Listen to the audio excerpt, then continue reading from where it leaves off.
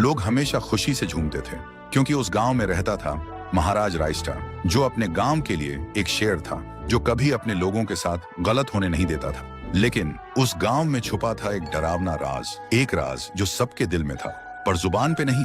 गांव के बीच एक सूखा हुआ पेड़ था जिसे लोग कहते थे श्रापित पेड़। ना कोई उसके पास जाता, ना कोई उससे आंख मिलाता।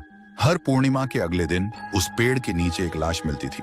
लोग कहते रात में कोई आता है और लाश छोड़ जाता है, लेकिन कभी किसी ने कुछ देखा नहीं और देखता भी कैसे। जो देखता वो अगले दिन पेड़ के नीचे होता था। एक दिन राइस्टार ने ठान लिया, बस अब और नहीं, इस राज का अंत मैं ही करूंगा, क्योंकि ढोलकपुर का नाम मिट्टी में मिल रहा था। फिर एक पूर्णिमा की रात राइस्टार चुपके से जाकर पेड़ के पास बैठ गया। रात के 2 बजे एक आवाज आई, ठुंग ठुंग ठुंग ठुंग ठुंग ठुंग ठुंग ठुंग ठुंग सहूर। और फिर वो पेड़ भूत में बदल गया। वो भूत कुछ अजीब सा था, एक भयानक शैतानी हंसी वाला चेहरा, आंखें बड़ी बड़ी। वो पेड़ चल के एक घर के गेट को जोर जोर से खटखटाने लगता है। तभी एक आदमी डर के मारे आवाज सुन के बाहर निकलता है। वो भूत अपने लकड़ी जैसे हाथ से एक ऐसा थप्पड़ मारता कि उसकी सांस वहीं थम जाती है और उसी जगह उस लाश को ले जाता है और वापस फिर से पेड़ बन जाता था। देखते ही राइस्टार का दिल कांप जाता है, पर वो कुछ बोलता नहीं।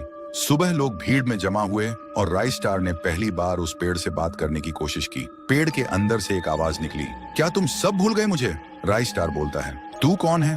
पेड़ बोलता है, मैं हूँ ठुन ठुन ठुन साहुर। एक वक्त था जब मैं भी इस गांव का एक प्यारा सा बच्चा था, लेकिन 100 साल पहले मुझे इसी पेड़ से रस्सी बांधकर उल्टा लटका दिया गया, गांव वालों की आंखों के सामने, और मेरी मौत को तमाशा बना दिया गया, सिर्फ इसलिए क्योंकि मैंने एक राज देख लिया था जो लोग छुपाना चाहते थे।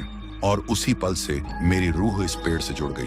उस दिन से मैं इंसान नहीं, एक सज्जा बन गया, और हर पूर्णिमा में एक राजदार को चुनता हूँ और फिर उसे उसकी खामोशी का हिसाब देता हूँ। राइस्टार बोलता है, लेकिन अब तो वो लोग मर चुके हैं ना जो तेरा कसूरवार थे। अब तू मासूम लोगों को क्यों मार रहा है? पेड़ कुछ देर चुप रहता है, फिर बोलता है, ठीक है, बस एक बार मुझे याद करो, एक दिया जला दो, फिर मैं कभी किसी को नहीं मारूंगा। फिर रात में सब लोग आते हैं, एक एक दिया जलाते हैं, और तभी पेड़ अपने आप से आग पकड़ लेता है और आखिर में मुक्ति मिलती ठुन ठुन ठुन साहुर को।